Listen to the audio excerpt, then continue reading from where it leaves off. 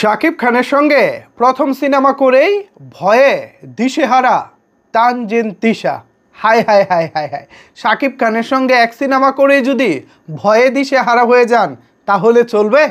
আমরা তো আপনাকে শাকিব খানের একটা জুটি হিসেবে দেখতে চাই, কিন্তু শুরুতেই যদি আপনি ভয় পেয়ে যান তাহলে কি চলবে? কেন এই ভয়? আসলে কারণটা কি?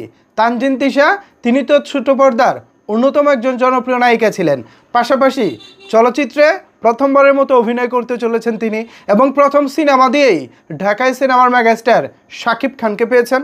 এটা তো তার জন্য একেবারে সোনায় সোহাগা হওয়ার কথা, কিন্তু তারপরেও ভয় পাচ্ছেন কেন? কারণটা কি? তানজিন তিশা ম্যাডাম, আপনার কাছ থেকে তো এরকম কথা আমরা প্রত্যাশা করি না। আসলে কি হয়েছে চলেন তানজিন তিশার মুখ থেকে শুনে আসি বিষয়টা, এরপর এই বিষয়ে বিস্তারিত আলোচনা করব। তো আমরা তানজিন তিশার কথাটা শুনবো। বড় পর্দা তো সব অভিনেত্রীর একটু ভয় লাগে। অসুস্থ হয়ে গিয়েছিলাম অনেকবার, আমি খুব ভীত এবং আমি খুব এক্সাইটেড। আমি আমার টিম ছাড়া কিছু বলতে চাই। আচ্ছা, উনি ভয় পেয়ে গিয়েছিলেন এবং তিনি এখন ভীত, আর তিনি তার নতুন সিনেমা তার টিম ছাড়া কিছুই বলতে চান না। তার টিম বলতে তিনি সোলজারের টিমকে বোঝাচ্ছেন আর কি, মানে শাকিব খানের আপকামিং নতুন সিনেমা সোলজারে প্রথমবারের মতো নায়িকা হিসেবে বড় পর্দায় অভিনয় করতে চলেছেন তানজিন তিশা, এবং প্রথম চলচ্চিত্র নিয়েই তিনি ভয়ে আছেন।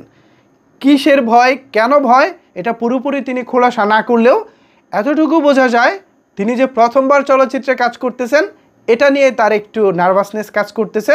আশা করি সিনেমাটা যখন মুক্তি পাবে, শাকিব খানের কোটি কোটি ভক্তদের ভালোবাসা যখন আপনি পাবেন, তখন আপনার যে ভয়টা ছিল, যে নার্ভাসনেস ছিল, সেটা অনেকাংশেই দূর হয়ে যাবে। এবং আমরা চাই আপনি শাকিব খানের বিপরীতে যে অভিনয়টা করেছেন সেটা দর্শকরা গ্রহণ করুক, আপনাদের কেমিস্ট্রি নতুন এক ইতিহাস সৃষ্টি করুক এবং নতুন এক জুটি আমাদের বাংলাদেশি সিনেমা পাক, সেই প্রত্যাশা করি। রিসেন্ট টাইমে শাকিব খানের বাংলাদেশি কোনো নায়িকার সঙ্গে ভালো জুটি গড়ে উঠছে না, এটা কিন্তু আমাদের জন্য একটা উদ্বেগের কারণ। দেখুন, আমরা বারবার কিন্তু বিদেশি নায়িকা নিয়ে কাজ করতে পারবো না, বারবার বিদেশি নায়িকা নিয়ে কাজ করাটাও আমাদের উচিত না।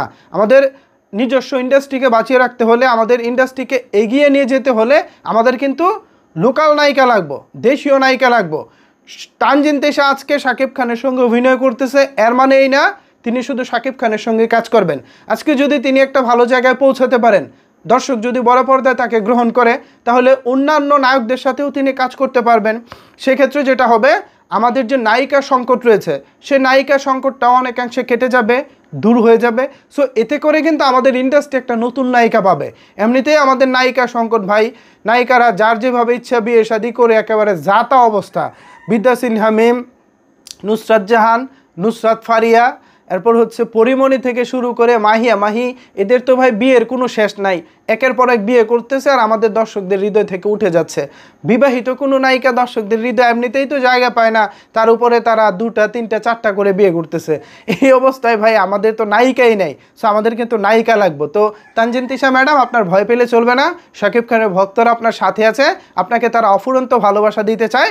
আশা করি সেই ভালোবাসা নিয়ে আপনি আমাদেরকে সামনে আরও ভালো ভালো কাজ উপহার দিবেন, সেই প্রত্যাশা করছি। সো ভিউয়ার্স, তানজিন তিশাকে নিয়ে যদি আপনাদের কোনো কিছু বলার থাকে, কেমন হতে পারে শাকিব খান তানজিন তিশা জুটি, এ বিষয়ে আপনাদের মতামত যদি থাকে তাহলে জানাতে পারেন নিচের কমেন্টস বক্সে। ধন্যবাদ সবাইকে এতক্ষণ আমার সাথে থাকার জন্য।